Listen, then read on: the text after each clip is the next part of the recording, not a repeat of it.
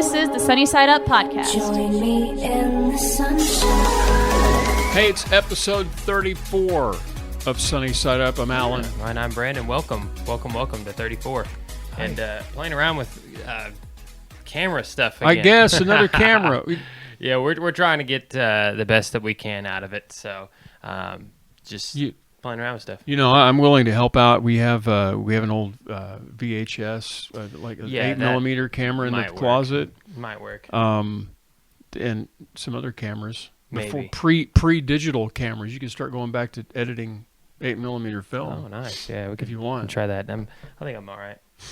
I think we're good there. No, all right. I'm good. So, yeah. I was just looking at your hat. It's a Mac hat. Oh, I got you. Okay. From my place of work. Oh, yeah, with a motocross jersey on. I see. All that means is that I didn't go home before I came here to record the show. I just like Ryan Reynolds. What? Oh, okay. You're short. You're short? Shameless short. plug. Plug for what? He doesn't I don't need know. our plug. Yeah, he doesn't need our plug at all.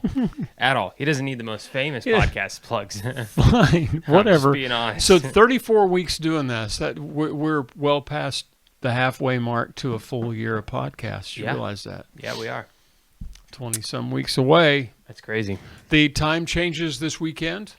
Nice. So for those that spring forward, we'll lose an hour of sleep. Mm-hmm. But that means that it'll be lighter later in the afternoon, which I prefer. Yeah, I like that too. I would be fine if we just leave it at daylight saving time. Now that means that it's not. You know, by the way, it's saving, not daylight savings. Yeah, because do you know that it wouldn't make any sense because there's not like multiple daylights. Yeah. So anyway. Yeah, it makes sense. Yeah. Really. Yeah. So it stays light longer. I'm for at night, but it gets dark, or it stays darker later in the morning. And a lot of people would argue that in the wintertime you'd be going to work and it'd still be dark at 9 in the morning. But I would take that because I don't remember a time I didn't go to work in the dark because I do a morning shift. Yeah. So anyway. It's all right. So how are you? Good. Fine. Wait. Good. Yeah. Where's Angel? It's we got to talk about this. So Destiny's having another surgery today. Mm-hmm. This is happening today since these come out on Thursday. So she's having pancreas surgery this time around. Yeah. So it's kind of complicated. Yeah. She's got So that's where some of the family's at this week, and yeah. So on a serious note, prayers. Our direction, Angel's family's direction. Even if you don't know who she is, we would appreciate the prayers for sure. I know the Huntsburgers watch our podcast every week. Yeah. Trust me, every day. Every day we pray for you. I'm sure that they're actually there. They may be watching it right now. Could be. You never know. So, all right. Yep. But so just have to kind of be honest on the podcast always, and so that's what's going on. So that's where Angel is at this week. Yep. So Destiny, when you watch this podcast after the surgery. Yes, we are talking behind your back. That's my smile. It's kind of a weird smile. Yeah, isn't it? I shouldn't do fine. that. We're good. Yeah. We are 100% good. So where do you want to start? You want to start with yours or start with mine? I don't know. We're just going to read some random It's just good news stuff. That's what Sunny Side Up's about. Just random good things and good people doing good things. Let's do a couple stories. Hey, I think people really enjoyed when we just went off the wall with our podcast. And so I think we should do a little bit of that too. Okay. Just in my opinion. All right. Honest, humble opinion. At what part of the last 4 minutes have we not just gone off the wall? Well, yeah, but we should keep doing that is what I'm saying. So all right. Things that have gone on. By the way, I do have a couple of things, speaking of be off the wall. Okay. I got two sets of people that check Sunny Side Up out. There's the podcast crowd, which we know listens to the podcast a lot on every platform. You pick the platform, it's there. But then there's the YouTube channel. Yep. People. So you got. And every single time I tell one specific audience, they'll go, what? There's a video or what? There's a podcast? Yeah. So with every video comes a podcast. So if you want to go back and revisit it, maybe you're driving long distance down the highway.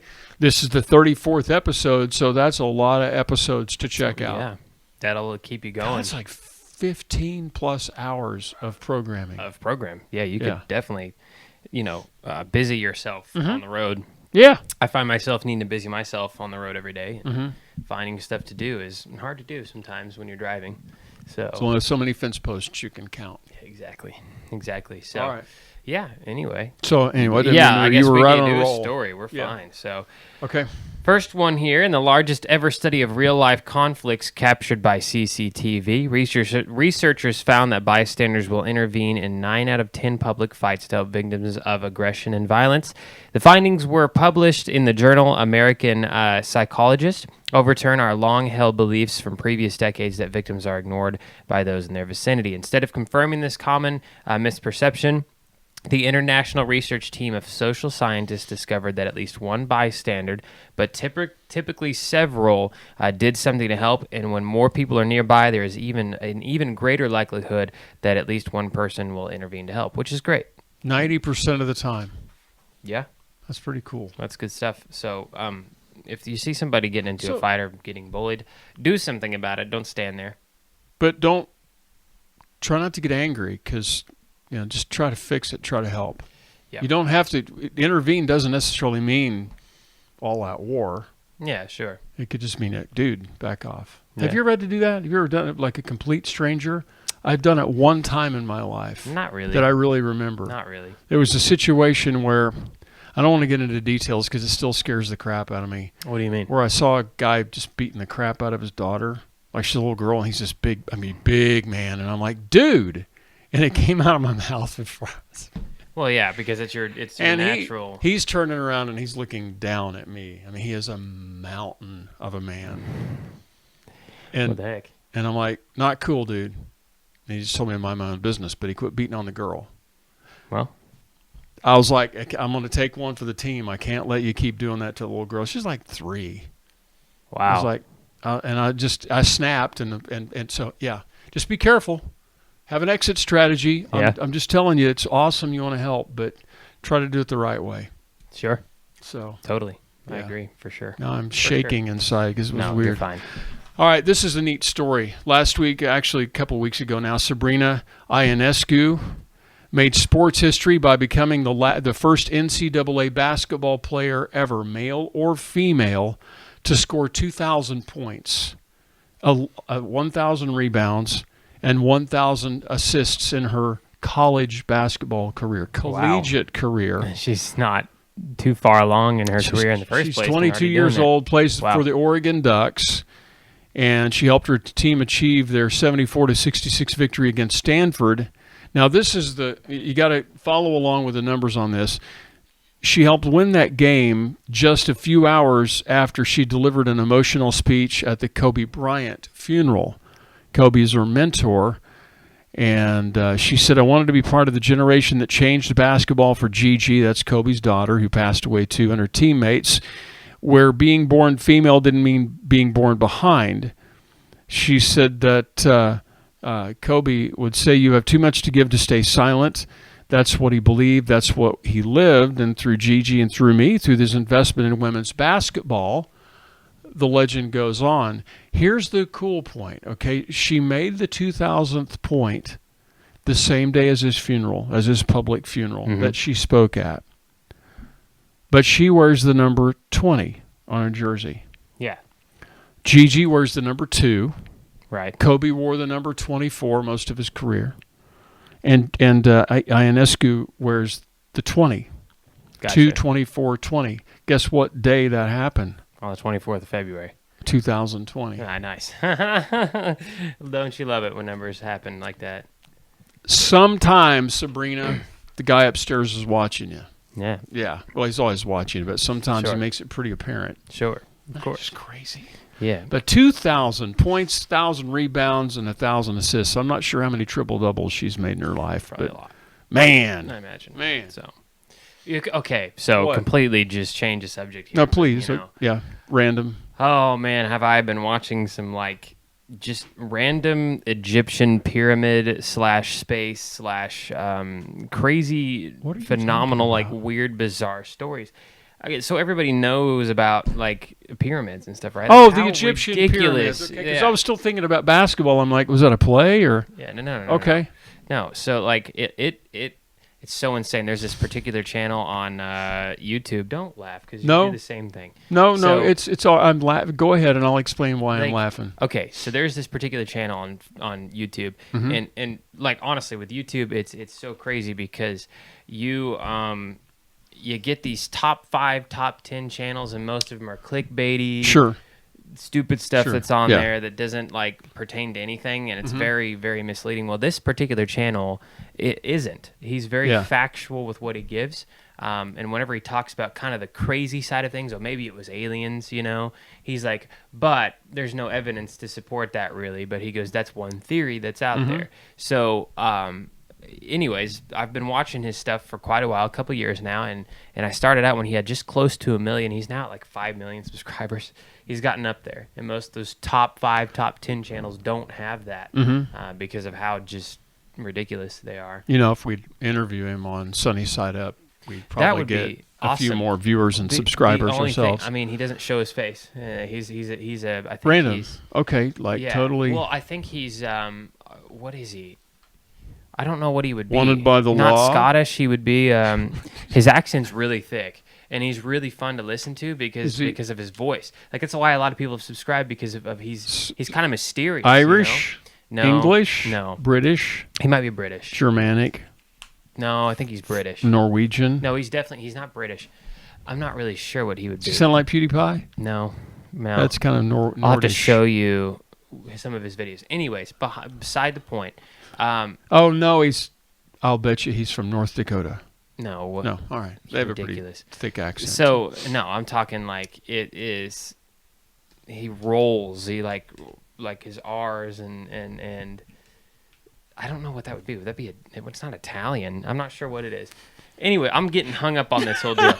My point is, that'd be a Latin type of language. He's a really awesome, but he speaks English, fluent English. No, right? but yeah. Anyways, his channel's really nice. Okay, and I've been watching some of his like Egyptian like theories on stuff. Have you seen that stuff before? Yes, I have actually. And how insane that like a long time ago. Wow. Well, just recently, some of the most recent events they were talking about were like what they thought were air ducts. You remember those things? Yeah. And they started going in. They found like limestone at the end of it, and the only trace of metal that's inside of those pyramids are on those stones that are at the end of those ducts. Yeah. That are just small, like they don't even know what the purpose is or anything.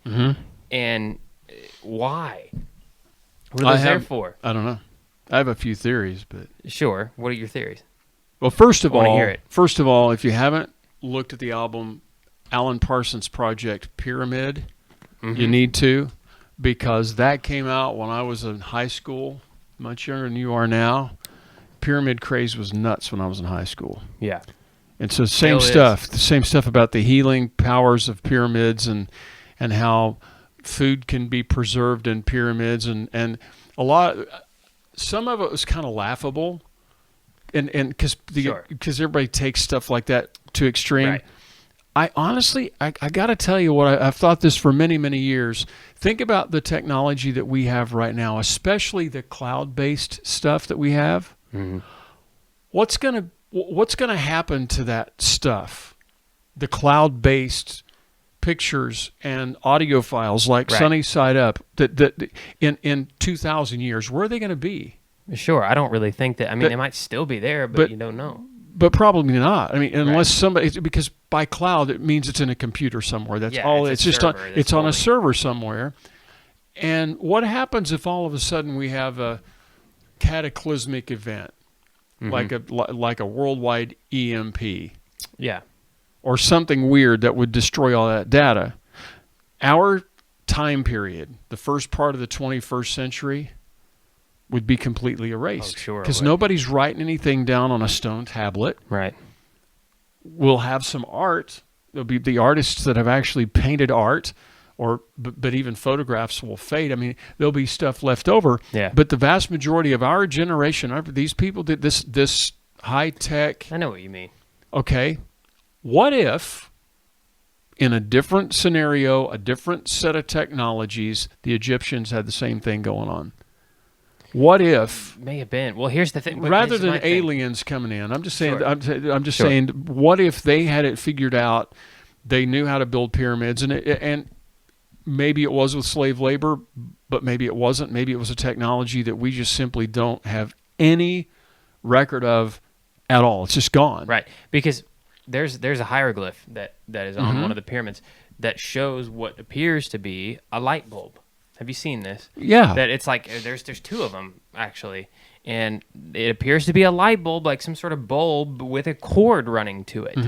So, and I mean, I don't know, like everything, but that's what's so insane to me is it was wiped from history. But I mean, it's like. But how long has it taken what we I know consider what you mean. modern man? How long has it taken us to get to where we are? We transmit data over a little wire, over a fiber optic wire. Right. In my lifetime. But, okay, so I I mean, gotta tell you. So I know Josh watches this. Josh and I were talking about this, and whether or not you're religious, read the Bible, not there is historical records of Egyptians in the Bible, right? Sure. Okay, right. So during the Old Testament, they talk about Egyptians and things, right? And part of the plague, whenever that came through, right, and all that, right, and how they were preserving food and everything. If they had that technology, they wouldn't have had to do that.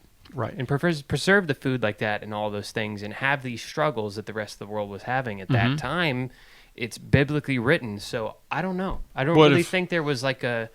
What if the people that wrote the Bible didn't know about the technology that the higher up Egyptian, the pharaohs, maybe they had stuff, maybe they had data tucked away in those pyramids. They didn't want people to know. there is. Maybe we just haven't found it yet. Well, here's my thing. That's my theory. This is what blows my mind. So back then, on record, if you really look into it, back then there was no knowledge of the way the Earth was shaped. Right? They didn't know it was a spherical shape or anything like that. Right. The way the pyramids are lined up, I don't remember what the three are called. I can't remember the name for it. The pyramids at Giza? Is it Giza? Giza or Geyser, maybe. Yeah. Anyways, they were literally lined up at that time for the North and South Pole directly, right? And so it's gone off a little bit. Sure. The poles have gone off, well, but we the way wobble, it's measured, right? It was perfectly lined up with those. The way the sun set, and what is Orion's belt that it's lined up with, the 3 stars, right? And well, I don't know. Even technology these days, that would be hard. Well, but and here again, I see, because I don't believe in it. I'm not saying I don't believe. I doubt that aliens helped. And here's why I always doubt this. Because if you and I didn't have electricity and we were in a situation where we were wealthy enough that we didn't have to gather food every day, and we lived in an area that didn't have any lights, because they didn't have any lights, they didn't have electricity, what have you got to do at night? A sky full of stars. I get it. And so every day you start noticing, hey, that star moved. I swore that star was over. And so you start drawing little charts on a piece of whatever. And pretty soon after your great grandfather did it, and his son did it, and his son did it, and I do it, and I pass on 3 or 4 generations of knowledge.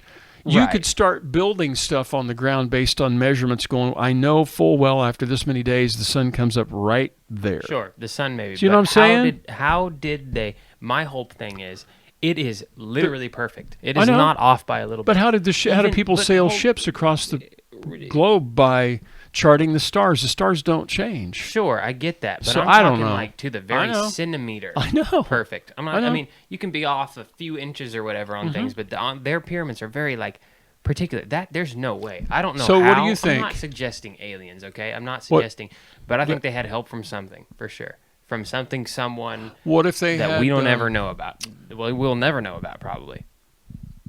That's what I'm saying. They had technologies or sources of information that, but I'm telling you, because I don't think it was human. I don't think it was passed down generations. I think it could be. I don't think so, because look, the stars, the stars, the way they aligned, the stars with Orion's belt, so very perfectly to a T. That one blows my mind. I get the sunset. What if you? I get that. But what if you put in like, okay, you've got this house in your backyard. You decide that you're going to start like Stonehenge, where you go, okay, I know that over a year's time, the sun doesn't come up exactly in the east. It comes up over there in the winter and over there in the summer. and you literally set out in your yard this, because you're a science. It would only be the guy that had time and knowledge to take time to do this. The majority of the people wouldn't have it. It would just been like one or two people figured out, going, okay, I've got a stake over there and a stake over there. Now all of a sudden, that sun went all the way to that stake, and that was it. That day was the farthest it went. And it would take years. It would take years to figure this out. But I'm talking about the space aspect. I know, but you chart it year after year. You get the sunrise and the sun sets down, and then the moon phases, because they repeat themselves over time. Pretty soon, you're looking at the stars and you're figuring out. So you just start plotting points, and eventually, you would get it. Going, okay, we're going to start it right there. Now let's just see if the sun comes up right there on this day. But there's either way, I'm just saying they had a lot of time. Even with our technology these days, the way he was talking about it in those videos, we can't even do that now. I know. There's a lot of. It's not just the Egyptians. Because there's people still out there today that dedicate all their life to it and still can't get a perfect point to match up with this star up here, and they did it. They did it. I know. And that's my thing. Like I don't get that, because it is written down that I just think they had tools. I think they had tools that we don't know they had. Yeah, I'm not saying about. I'm not talking. I don't think they had computers like what you're thinking, but they had technologies that we don't have resources of. Yeah, we have no recollection. I think it's completely probably hidden and wiped off. Yeah, the face of the earth. I don't necessarily think it was all a desert during all of the Egyptian times. Sure. If you want to even use the biblical records, the plagues, the droughts, at some point it might have been nice and lush. But who's to say they didn't have these big, huge kites? Yeah, and okay, big kite with a big long rope and some knucklehead that's just stupid enough to get tied to the kite. Let's fly him up above the earth and see how high we can get him. But that's my thing, like the weight of the stone. That's maybe the problem. They knew. I don't know. Like the weight of the stone. Yeah. The way that he was trying to this is why I like this channel. He was breaking it down specifically of the methods that they think that could have been used if they were doing it by all human labor. Yeah. Is that waterways going up the pyramid, but it would have been still almost way impossible for them to carry that weight even in water. It's absolutely fascinating, some of the stuff that's way up high that physically a human could never. What if you had all your life to pull dirt in? What do you mean? I mean, you lay a foundation of rock, and then you surround it with dirt, and then you lay another foundation of rock, and you surround it with dirt, and then you bring up another layer. I'm saying, what if you had the time to build a gigantic mountain or hill that you could get those stones up, and then when you're completely finished and you put the top on it, your slave labor takes away all the dirt. How are they lifting the stones on top of the dirt? They would be building under it. They would be using manpower and animal power and elephants and. Yeah. I'm talking about you. I mean, I'm just saying. There's. But I don't think that I don't know if it took that long to build those pyramids. I don't That's know. the thing. Let me give you because the timeline. I'm going to change the. I'm going to change the subject on you a little bit. We've been talking about changes and things and stuff. 2018 Department of Agriculture bill authorized the use of medical marijuana. Okay. All right. Since that time, the hemp plants are being grown outside. Before that, people grew hemp in their closets and their basements, for illegal marijuana use. This is a completely different turn of. Well, no. Since they've legalized it, and people have been growing the hemp plants outdoors in giant fields, agriculture. And since they blossom late in the year... How many times you can fold that? They blossom late in the year, all right? Okay. That means there are flowers around late in the summer that weren't there before. And the honeybee and the bumblebee population is beginning to replenish itself. Nice. Because of the hemp plants. Only in 2 years. Nice. This week, and we haven't even talked about the coronavirus. We haven't even touched it yet. I don't even want to. By the way, wash your hands. If you cough, if you're sick, stay home. Don't freak out. And don't panic. That's my point. All right. Stop panicking. All right. In 1 week, did you see the NASA satellite of China, the infrared satellite pictures of China? No. The pollution, because China has a gigantic problem with pollution, air pollution, like thick smog in Hong Kong and in different cities. Yeah. Since business has dwindled because of the coronavirus, that pollution has dwindled as well. Nice. It only took like a couple of weeks for it to dissipate. Nice. So my point with both of those stories is, we don't plan on the unexpected stuff, pyramids and anything like that. You just don't. There might have been, could have been anything that we don't have data for. I don't know. Who knows? I don't know. I think it's time to wrap it up. So before we go, are you freaked out about the coronavirus? No, not at all. You don't have any what ifs in your head? Nope. You're not worried about it? Not even a single bit. Are you being smart? I mean, no, I'm going out licking poles, and I'm always smart. Whether or not there's a coronavirus, I wash my hands. I don't sneeze on other people.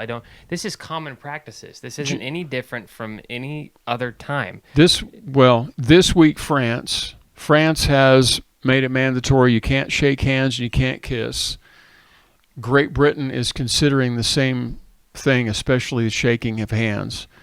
I personally don't have an issue with. I think walking up to random strangers and give them a kiss. I think that you're probably going to be in trouble anyway if you do that. But that's a practice in France. I know, but just saying. My thing. Yeah, I'm sorry. I know that you're trying to make that a regulation, but human nature, you're not going to stop that. I think it's already happened. I don't think you're going to have to regulate it. I think people have quit shaking hands. There's a lot of fist bumps going on.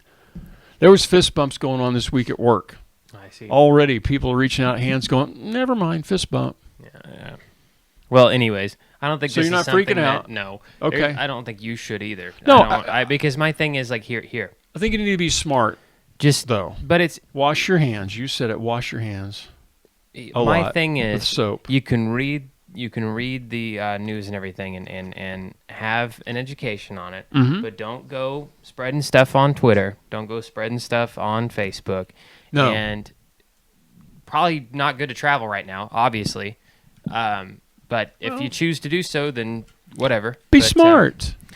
My thing is, I just do what you would do on a regular basis if you thought that your workplace has a flu outbreak. Yeah, treat it like a bad flu outbreak. That's all it is. Freak. And here's the thing. Here's the good news about it. They've already come up with a cure for it here in the United States. So just relax on it. Can I end my thought with something that's going to make some people cringe and some people are going to giggle? You're playing with the paper is making me cringe. Mr. Fiddle over there. You want me to tell you something that a medical doctor told me about the face masks? What? 2 things. If you're healthy, don't worry about wearing the face mask yet. Leave that to people that are sick. If you are sick, stay at home. If you have to get out, wear the face mask. But here's the thing about the face mask.